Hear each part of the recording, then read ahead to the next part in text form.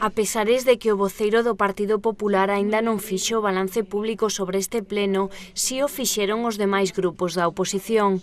Tanto os concelleiros non adscritos como os do PSOE mantiveron a súa postura contraria tanto na aprobación dunha memoria xustificativa da piscina que para eles non ofrece garantías, como no establecemento dunhas tasas para este servizo que non contemplan bonificacións para determinados sectores da poboación. Neste senso coinciden ambos grupos. Nos votamos en contra da aprobación definitiva da memoria das piscinas, porque a memoria das piscinas é exactamente a mesma que se presentou o 19 de decembro. E se daquelas definimos como unha chapuza, unha chambonada, sigue sendo a mesma memoria que hai un mes, polo tanto non cambiou absolutamente nada.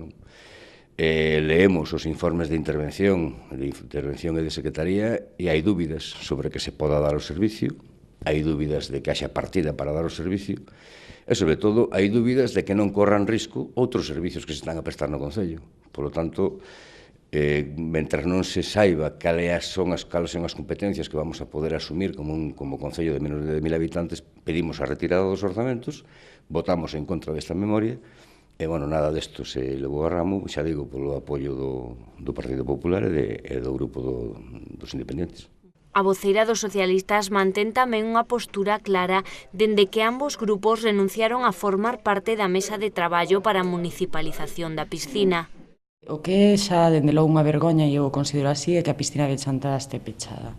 Paréceme vergoñento, titulares como aparecían outro día no Progreso, el culebrón de las piscinas de Chantada, pois eso é terrible para un pobo como este, sobre todo porque é un servicio que non estaban solamente a disfrutar os chantadinos, senón que tamén viña moita xente de alrededores. E as piscinas pecháronse porque non fixeron o que tiñan que facer no seu momento, e así o dixemos. Esperouse a decembro, cando se sabía que había que cumprir uns plazos legais, e dormironse nos laureles.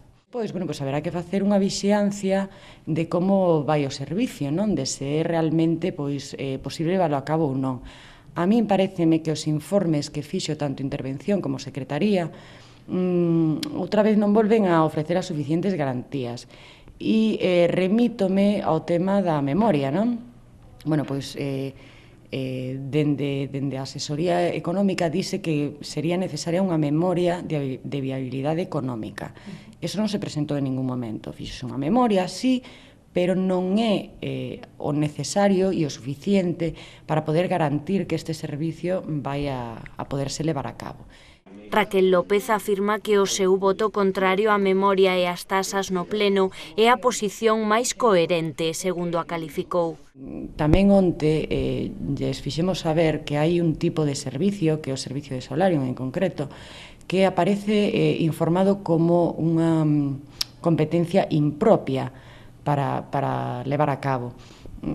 O señor Castor non me contestou sobre isto, díxome que non sabía, literalmente, e a secretaria efectivamente volveu a reafirmarse dicindo que non se podía prestar ese servizo. O Partido Popular apoiouno, pois veremos a ver.